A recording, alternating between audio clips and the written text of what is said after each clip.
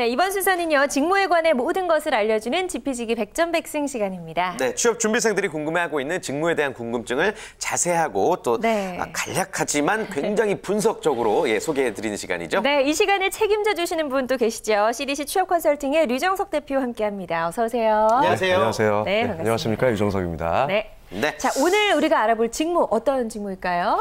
오늘 지난 시간에 이제 저희가 생산 관리 쪽하고 생산 기술을 한번 훑어봤고요. 오늘은 이제 생산이 끝나고 나면은 바로 그 출하 직전에 품질 문제를 검사하는 그 품질 이슈를 다 해결해야 되는 품질 직무에 대해서 한번 말씀드려보도록 하겠습니다. 네. 품질 직무. 딱 들어도 굉장히 중요한 일일 것 같다는 생각이 드는데 오늘 특별히 가져 나오신 이유가 있으신가요?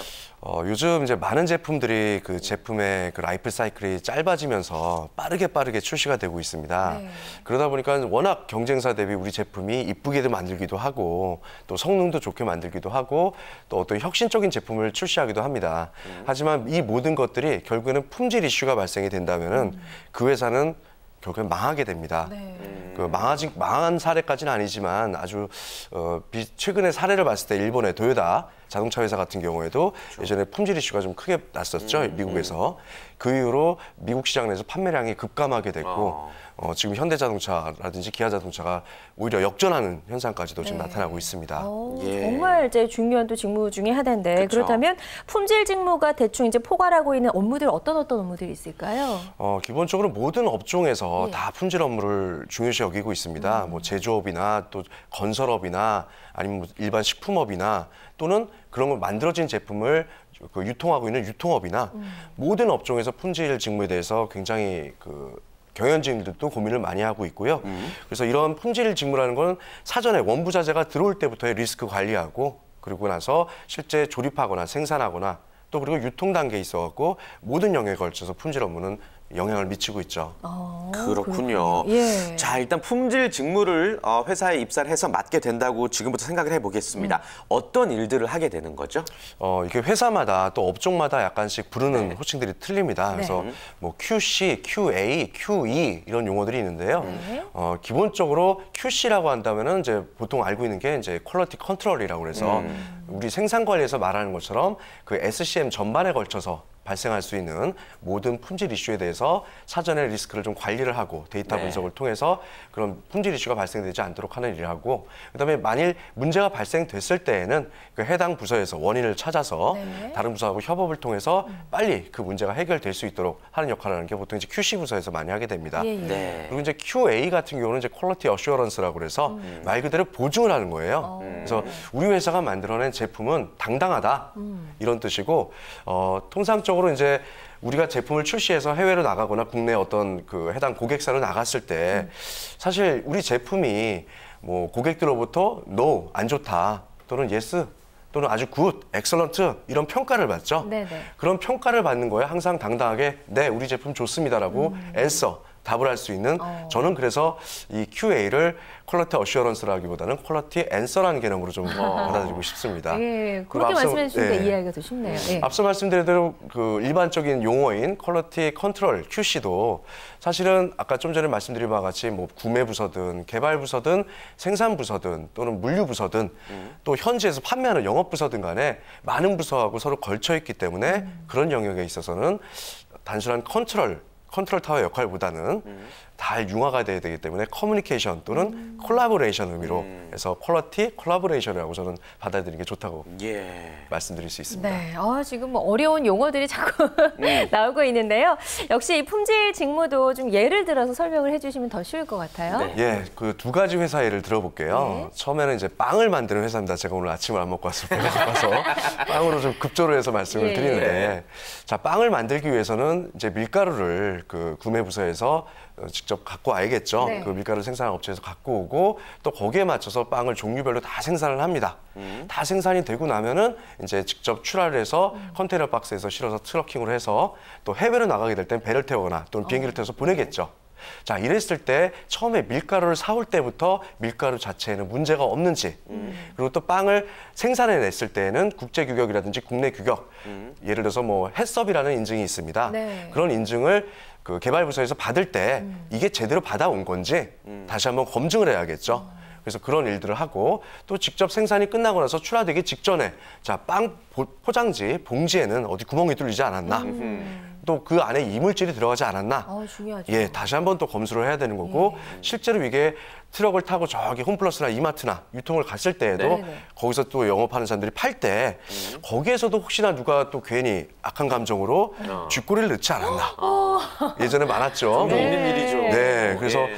일부러 그런 게 아니라 실제로 좀 악한 감정을 갖고 있는 데서 그런 사람들도 있고 그래서 그런 구매서부터 현지 그 빵이 팔리는 유통 단계까지의 전체적으로 품질을 항상 관리해야 되고 그런 것들이 예를 들어서 해썹의 7단계 12 절차에 제대로 다 지켜주고 있는지 그런 거를 검사하는 게 이제 빵 공장에서 빵 회사에서의 품질 업무라고 볼 수가 있고요. 네네. 또 자동차라고 예를 들었을 때 네. 자동차 같은 경우는 사실 직접 생산이라기보다는 많은 회사로부터 부품을 구입해다가 그걸 사실 조립을 하는 겁니다. 그렇게 되면은 예를 들어서 뭐 자동차 시트를 갖고 오는 회사 그다음에 자동차 매트를 갖고 오는 또 그 관련된 협력사 또 거기에 들어가는 조향 장치 이런 걸 갖고 들어올 때에도 거기서 품질 이슈가 없는지 그걸 보는 게 보통 이제 그 전기나 전자 그다음에 자동차 회사 같이 기계 이쪽을 다루는 데는 보통 그거를 그 IQC라고 그럽니다. 인풋 들어올 때 있어갖고 품질을 관리해 주는 거. 그래서 그런 구매 단계에서부터 IQC 행위를 하게 되는 거고요. 그리고 이제 다 조립이 됐어요. 조립이 되고 나서 이제 다 출하가 되고 나서 부산항이든 뭐 인천항에서 다 쌓아놓은 다음에 그걸 컨테이너 박스에 싣기 전에 출하되는 과정에서 하는 것을 이제 보통 OTC라고 그래요. OQC라고 그래서 아웃풋. 네, 아웃풋 퀄리티 컨트롤이라고 합니다. 그래서 그런 업무를 수행하고 예를 들어서 그 자동차가 배를 타고 저 미국까지 한 10일에 걸려서 갔습니다. 근데 가는 동안에 그 소금기라든지 이런 게 자꾸 이제 뭐 어떻게 들어와 갖고 차에 부식이 생길 수도 있잖아요. 예. 그 파도가 막 추가하다 보면. 그래서 현지 그 업체에서 딜러 업체에서 클레임이 들어올 수가 있어요. 그럼 품질 보증이든 아니면 품질 관리든 부서에서 빨리 현장에 나가서 현지에서 조치할 수 있는 부분을 거기서 바로 현지에서 조치하고 해주는 업무들을 하는 것까지가 보통 품질 업무라고 볼 수가 있습니다. 예, 아주 넓게 또 다루고 있네요. 예. 네. 어쩜 이렇게 다양한 직무 분야인데 이렇게 자세하게 깔끔하게 설명해 주시는지 정말 존경스럽습니다. 예. 자, 그렇다면 이 품질 직무에 대해서도 카드라 통신을 한번 알아보겠습니다. 예. 좀 시원하게 얘기해 주세요. 해당 제품과 관련된 전공자만 우대한다. 이거 맞는 얘기입니까? 네, 한 80%는 맞습니다. 80%. 예, 80%는 맞고요. 근데 그게 전부 다가 나머지 20%는 뭐냐면은 이 품질이라는 거는 늘 데이터를 제대로 쥐락펴락해야 됩니다. 그래서 가장 품질 업무를 잘하는 사람이라는 사람은 어떤 사람이냐면 실질적으로 과거에 품질 이슈가 있었던 데이터를 꽉 꿰차고 있고 이걸 어떻게 개선시켰다는 사례를 머릿속에 갖고 있으면 그 사람은 정말 품질 업무를 잘하는 사람입니다. 그렇기 때문에 그 데이터들을 갖다 다 추출한 다음에 그걸 그대로만 갖고 있는 게 아니라 종이로만 갖고 있는 게 아니라 분석을 잘해야겠죠. 분석하기에 앞서서는 통계를 잘해야 됩니다. 어떤 시간대별로 어떤 품질 이슈별로 다 정리를 3개년치를 정리를 해서 제대로 분석을 하려면 통계 프로그램을 잘 다뤄야 되고요.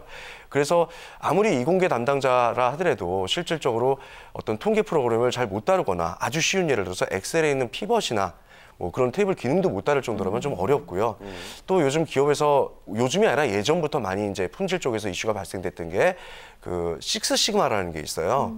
그게 뭐냐면 100만 개를 생산을 할 때 불량률이 3.4개 미만으로끔 생산하게 만들어주는 기법입니다. 그게 뭐냐면 DMAIC라는 단계를 거쳐서 하는 건데 먼저 이슈가 발생되게 되면 디파인, 정의를 내려야겠죠. 그다음에 measure, 측정을 정확하게 해야 됩니다. 이 이슈가 왜 발생이 됐는지. 그다음에 그 어널리시스, 분석을 제대로 해야겠죠. 측정이 됐으면은. 그럴 때 분석할 때 바로 통계 프로그램이 제대로 들어가는 거죠. 그러고 나서 I, 임프루먼트, 개선안을 만들어줘야 됩니다. 근데 통상적으로 보통 여기서 품질 업무를 100을 잘한다고 했을 때 한 50만 잘하는 사람은 거기서 개선안까지는 잘 도출합니다. 근데 거기서 바로 다음 단계 나가야 되는 게 바로 컨트롤. 개선안을 냈으면 이게 앞으로 계속 생산되는 데 있어서 품질 이슈가 없는지 그걸 계속해서 컨트롤을 해줘야 되는 거죠. 그래서 이런 단계를 거쳐서 하는 거를 식스시그마 기법이라고 하고 있고 통상적으로 본인이 품질 직무를 생각을 하고 있다 그러면은 이게 이제 그 자격증 단계가 그린벨트, 블랙벨트, 마스터 블랙벨트에서 이렇게 나눠지는데 한 BB, 블랙벨트 정도까지는 따놓으시는 게 아무래도 본인이 품질을 하는데 좀 실질적으로 역량상으로 준비가 됐다라고 볼 수가 있겠죠. 예, 필요한 자격증까지도 이야기를 해주셨고 네. 품질 직무가 없는 그런 기업이 거의 없을 정도로 그쵸. 좀 다양한 기업에서 사용이 되고 있는 직무인데 어떤 점들을 기업에서 가장 좀 중요하게 보고 뽑을까요? 뭐 일단 제품에 대한 건 잘 아는 건 당연한 거고요. 좀 예. 말씀드린 때고요. 또 중요한 부분은 요즘 기업에서 볼 때 해외 사업장이 많지 않습니까? 바로 영어입니다. 어학. 왜냐하면 품질 담당자가 국내 공장에서만 하는 게 아니라 해외 사업장에서 발생될 수 있는 품질 이슈도 대응을 해줘야 되기 때문에 어학도 반드시 여러분들이 좀 신경 써주시기 바라고요. 네. 또 하나 마지막으로 알려드릴 거는 품질 담당자는 모든 직무 담당 중에서 가장 외롭습니다. 예, 영업부서하고도 영업부서가 타협하러 와요. 빨리 이거 팔아야 되니까 대신 빨리 품질 인증해달라고. 근데 그때 해주면 안 돼요. 그래서 무엇보다도 성향상으로 봤을 때는 남하고 절대 타협하지 않은 성격, 좀 외로운 성격입니다. 그런 것들을 좀 어필하시면 좋을 겁니다. 네, 좋습니다. 오늘 품질 직무에 대해서 류정석 대표님과 함께 이야기 나눠봤고요. 다음 시간엔 또 어떤 직무 소개해 주실 건가요? 다음 시간에는 또 제가 이제 주로 했었던 인사 직무에 대해서 전공 나오셨네요. 알겠습니다. 제대로 가르쳐 드리겠습니다. 네. 다음 주 이 시간도 기대해 보도록 하겠고요. 오늘 말씀 고맙습니다. 고맙습니다. 네, 감사합니다.